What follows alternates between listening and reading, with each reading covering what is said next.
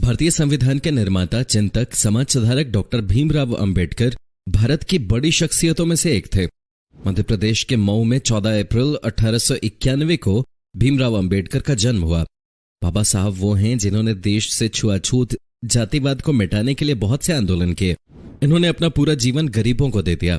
दलित और पिछड़ी जाति के हक के लिए इन्होंने कड़ी मेहनत की। आजादी के बाद पंडित जवाहरलाल नेहरू की कैबिनेट में पहली बार अंबेडकर को लॉ मिनिस्टर बनाया गया था, लेकिन फिर भी भीमराव अंबेडकर के बारे में आज भी पूरा भारत नहीं जानता है। तो दोस्तों, आइए आज हम भारत के संविधान निर्माता भीमराव अंबेडकर के बारे में जान लेते हैं। लेकिन दोस्तों, अगर आपने अभी तक हमारे चैनल को सब्सक्राइब नहीं किया है तो नए वीडियो के अपडेट्स के लिए जल्दी कर लें। दोस्तों, भीमराव अंबेडकर के पिता का नाम रामजी मलोजी सकपाल और माता का नाम भीमाबाई था। अपने परिवार में वो सबसे छोटे और अपने माता पिता की 14वीं और आखिर संतान थे। उनके पिता इंडियन आर्मी में सूबेदार थे और उनकी पोस्टिंग इंदौर के पास मऊ में थी। 1894 में पिता के रिटायरमेंट के बाद उनका पूरा परिवार महाराष्ट्र के सतारा में शिफ्ट हो गया। कुछ ही दिनों के बाद उनकी मां चल बसी, जिसके बाद उनके पिता ने दूसरी शादी कर ली और बॉम्बे शिफ्ट हो गए, जिसके बाद अंबेडकर की पढ़ाई बॉम्बे में हुई। 15 साल की उम्र में उनकी शादी 9 साल की रमाबाई से हो गई। इसके बाद 1908 में उन्होंने 12वीं की परीक्षा पास की। छुआछूत के बारे में अंबेडकर ने बचपन से देखा था। वे हिंदू मेहर कास्ट के थे, जिन्हें नीचा समझा जाता था और ऊंची कास्ट के लोग इन्हें छूना भी पाप समझते थे।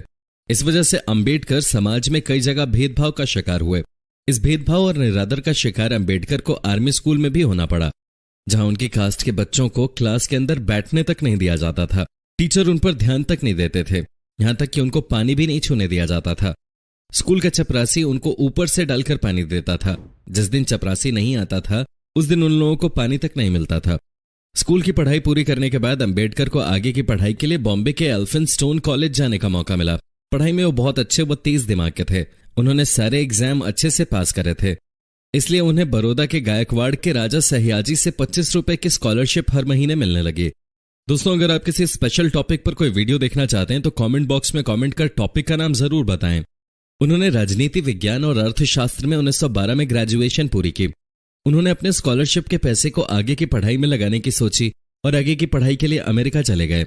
अमेरिका से लौटने के बाद बड़ौदा के राजा ने उन्हें अपने राज्य में रक्षा मंत्री बना दिया, लेकिन यहां भी छुआछूत की बीमारी ने उनका पीछा नहीं छोड़ा। इतने बड़े पद पर होते हुए भी उन्हें कई बार निरादर का सामना करना पड़ा। बॉम्बे गवर्नर की मदद से वे बॉम्बे के syndrome college of commerce and economics में राजनीतिक अर्थशास्त्र के प्रोफेसर बन गए।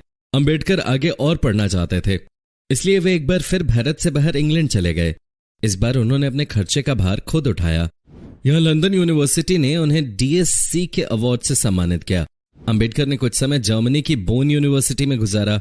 यहां उन्होंने इकोनॉमिक्स की पढ़ाई की। 8 जून 1927 को कोलंबिया यूनिवर्सिटी में उन्हें डॉक्टरेट की बड़ी उपाधि से सम्मानित किया गया। अंबेडकर की पत्नी रामाबाई की लंबी बीमारी के कारण 1935 में मौत हो गई थी। 1940 में भारतीय संविधान का ड्राफ्ट पूरा करने के बाद उन्हें बहुत सारी बीमारियों ने घेर लिया। उन्हें रात को नींद नहीं आती थी, पैरों में दर्द बढ़ गया था और डायबिटीज भी बढ़ गई थी, जिस वजह से उन्हें इंसुलिन लेना पड़ता था। इलाज के लिए वे बॉम्बे गए, जहां उनकी मुलाकात एक ब्राह्मण डॉक्टर शारदा कबीर से हुई। डॉक्टर के रूप में उन्हें एक नया जीवन साथी मिल गया। उन्होंने दूसरी शादी 15 अप्रैल 1948 को दिल्ली में की। 1954-55 के समय अंबेडकर की सेहत काफी खराब रहने लगी थी। उन्हें डायबिटीज, आंखों में धुंधलापन और कई तरह की दूसरी बीमारियों ने घेर लिया था।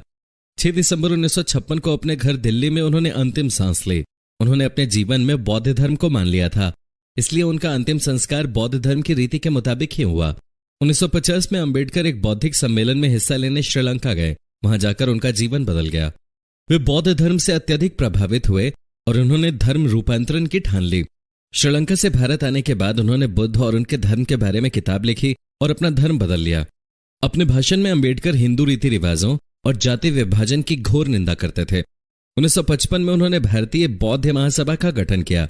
उनकी बुक बुद्ध और उनका धर्म का विमोचन उनके मरणोपरांत हुआ। भीमराव अंबेडकर को संविधान गठन कमेटी का चेयरमैन बनाया गया। उनको स्कॉलर और प्रख्यात विधिवेत्ता भी कहा गया। अंबेडकर ने देश की अलग अलग जातियों को एक दूसरे से जोड़ने के लिए एक पुलिया का काम किया। वे सबके समान अधिकार की बात पर जोर देते थे। अंबेडकर के मुताबिक अगर देश की अलग अलग जाति एक दूसरे से अपनी लड़ाई खत्म नहीं करेंगी तो देश एकजुट कभी नहीं हो सकता। 1936 में अंबेडकर ने स्वतंत्र मजदूर पार्टी का गठन किया था। 1937 के केंद्रीय विधानसभा चुनाव में उनकी पार्टी को 15 सीट की जीत मिली। अंबेडकर ने अपनी इस पार्टी को all India schedule caste party में बदल दिया।